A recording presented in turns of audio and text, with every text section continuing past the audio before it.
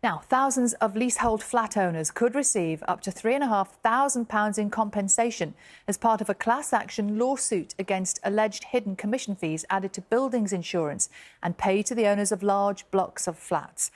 Let's have a look at the numbers now, shall we? In 2022 to 23, there was an estimated 4.7 million leasehold properties in England, which accounts for 1 in 5 of the housing stock. 72% of those were flats, and the other 28% were houses. Now, leasehold means you own the property, but you pay a fee for the land that it's actually built on. By contrast, freehold means you own the property and the land it is built on. Well, lawyers are now preparing to launch a class action lawsuit against leasehold fees, alleging that they include hidden commissions. Our social affairs correspondent, Michael Buchanan, reports.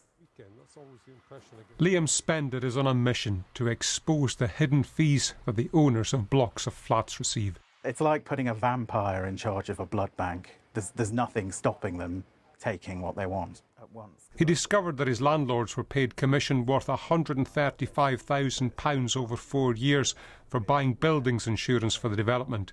They didn't disclose the fee, but did add it to the charges that leaseholders like Liam pay annually. We want our money back. We were never in a position to know enough to give our informed consent to the landlord and the broker taking this commission before it was taken from our money and hidden in the cost of the insurance. For years, the owners of blocks of flats have been getting commission on buildings insurance and not disclosing the fees.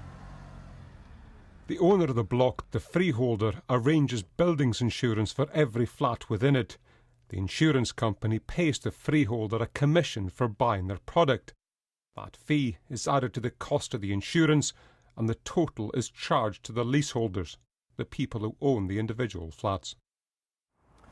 The reason that freeholders and brokers could charge commission on insurance and not tell the leaseholders is because the market was unregulated. They didn't have to. When the Financial Conduct Authority recently looked into this, they found that some of those commissions could be as high as 60% of the cost of the insurance. The average leaseholder, should we say, was paying £250, £300 a year. They're now paying close to £1,300 to £1,400 a year just on buildings insurance.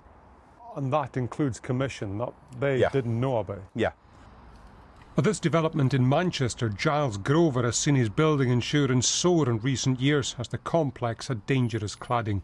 Under pressure from the residents, his landlord has slightly cut their commission, but leaseholders like Giles have still paid around £100,000 in such fees over the past 3 years. Essentially been ripped off for years in different ways. They're making money out of our misery. The landlords, the insurers, the managing agents, everyone's taking their pound of flesh from us because leaseholders have been at the bottom of the chain for years. Since the beginning of the year, freeholders have had to disclose how much they're receiving in commissions. Their trade body supports that change and argues that building owners earn their money. They will be employing insurance staff, they will be doing an amount of insurance activity, either in conjunction with or on behalf of the insurer, and it's only fair that they should be remunerated for doing that work, which they are by the insurer.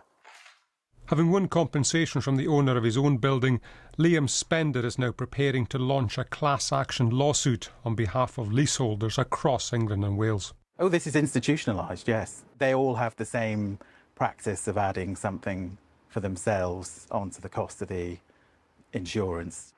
If successful, lawyers say the legal action could see some leaseholders win thousands of pounds in compensation. Michael Buchanan, BBC News.